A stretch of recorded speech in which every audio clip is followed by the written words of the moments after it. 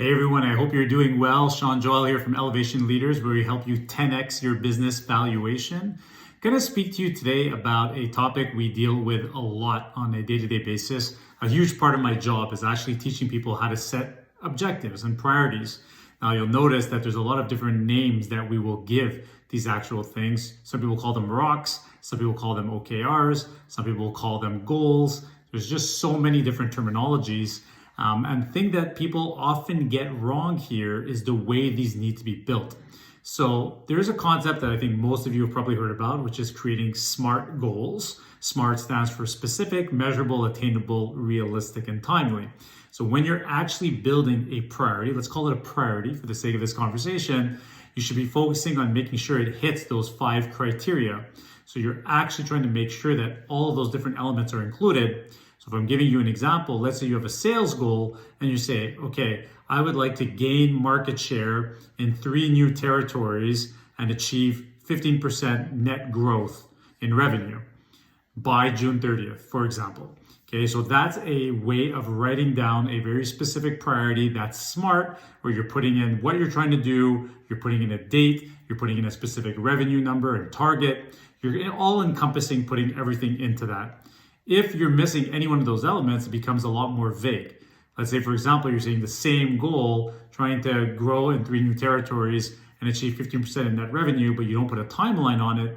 No one actually knows when this needs to be accomplished by. Is it 2022? Is it 2027? Who knows at that point, which obviously takes away from the strength of the actual SMART priority. Recently, we've seen a lot more companies move towards the OKR model as well. What does OKR stand for? It's objectives with key results. This was made most famous by John Doerr, if you've heard of him. He was an investor and coach over in Silicon Valley, worked with a lot of different companies, and actually implemented and introduced this concept of OKRs a couple of years ago. And I'm seeing a lot of companies move to this model. When you're building an OKR, things are a little bit different. So let's take another example. If you're looking at a marketing goal, for example, and you say to yourself, okay, on the marketing side, what I want to do is I want to build a very clear and structured marketing strategy. So if you're taking that goal, that objective, you're only putting the actual objective part to start. So build and implement a very clear marketing strategy. Then you need key results to go with it. So how will you measure those? You'll measure those by very specific key results. Usually we'll have anywhere between 2 and 4 key results that will go with it.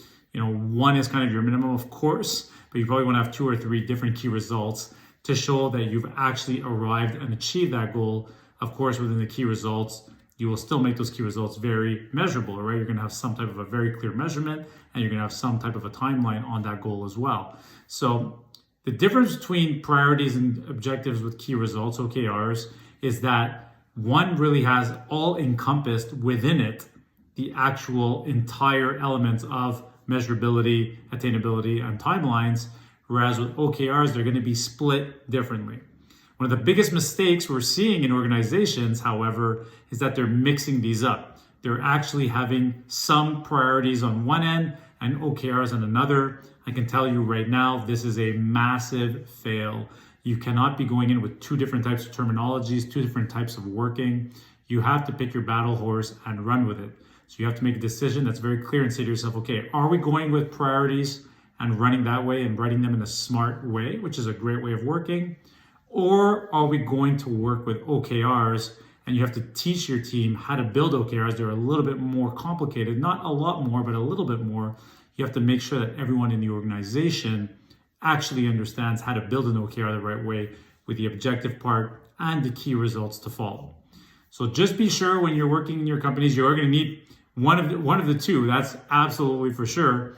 Figure out which one it is that you're going to be using. Make sure it's consistent across the board and make sure they're written the right way so that every single person knows when you have arrived. At the end of the day, that's what's most important. You're looking forward 90 days, 12 months, whatever it is when you're building these. You have to have a clear painted picture of where you're arriving. And the only way to get to that clear painted picture is by detailing these priorities or these OKRs the right way. So I hope that's been a little bit helpful for you on that end. If you have any more questions, please do not be shy to reach out. And if you know someone who would enjoy this video, please do share it with them. Thanks and have a wonderful weekend.